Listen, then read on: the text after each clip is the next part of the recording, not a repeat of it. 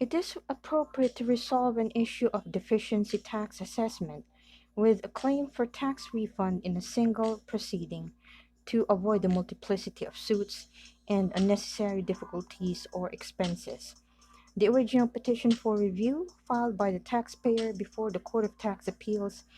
in Division, questioned the validity of the deficiency tax assessments issued by the BIR. It is important to note that the Court in Division already obtained jurisdiction over said issue. The amendment of the original petition for review to include a prayer for refund of erroneously and/or illegally paid taxes is merely to reflect such developments connected with the original petition for review, the primary objective of which is to declare the subject assessments as null and void.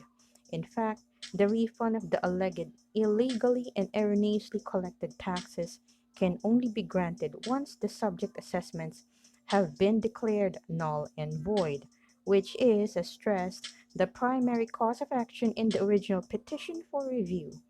Certainly, to require the taxpayer to first go through with the rigorous process of filing an administrative claim for refund,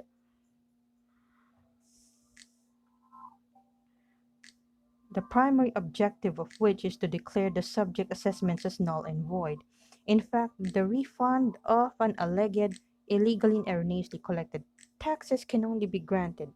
once the subject assessments have been declared null and void,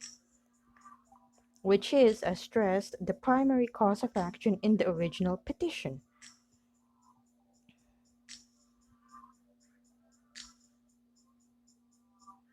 For petition for review,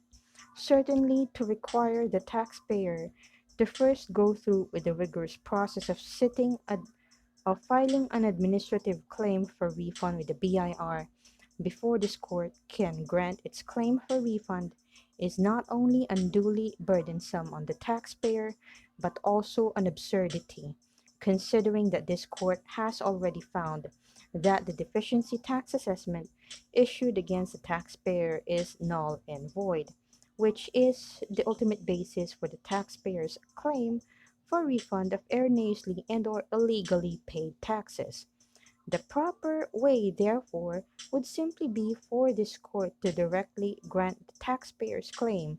for refund based on its finding that the subject assessments are void, to remove any unnecessary and useless formality that is only a detriment against the interests of the government and the taxpayer. Y&R Philippines Incorporated versus Commissioner of Internal Revenue, CTA on Bank numbers 2019 and 2020, CTA case number 9437, dated March 11,